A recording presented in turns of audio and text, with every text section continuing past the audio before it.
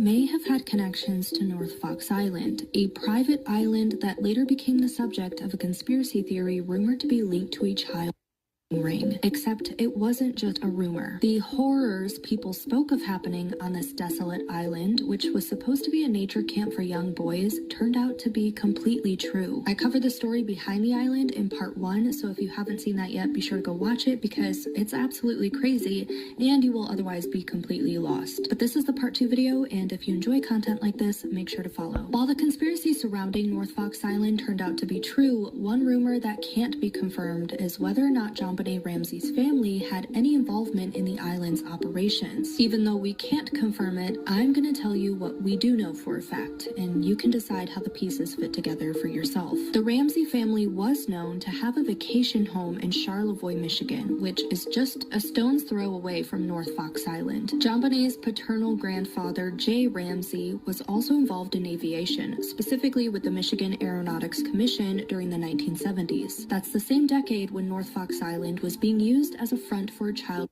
ring operating under the guise of a non-profit organization. If you don't remember or haven't watched part 1, the very first thing Frank Sheldon did after purchasing the island was built an airstrip so small planes could land and shuttle boys in and out. So it was during the same period of time that Jay Ramsey served as the director of the Michigan Aeronautics Commission, meaning that he was responsible for licensing and overseeing airstrips built throughout the state. He held that position for 22 years, and during that time, the number of licensed airports in Michigan grew from 130 to 322. Now, this doesn't prove any connection between him and North Fox Island, but it does suggest that the project most likely would have crossed his desk and that he was most likely the one that had to have approved Sheldon's airstrip on the island. We also know that Sheldon was a well-known figure in Charlevoix, the same area where the Ramsey family owned property. The story of North Fox Island broke in 1977 and Jay Ramsey retired just 2 years later in 1979. Those are the facts. Whether or not they point to JonBenet's family being involved with North Fox Island is purely speculative, and I'd love to hear your thoughts about it in the comments. But what we do have more evidence for is that the island's operations have been linked to the Oakland County Child,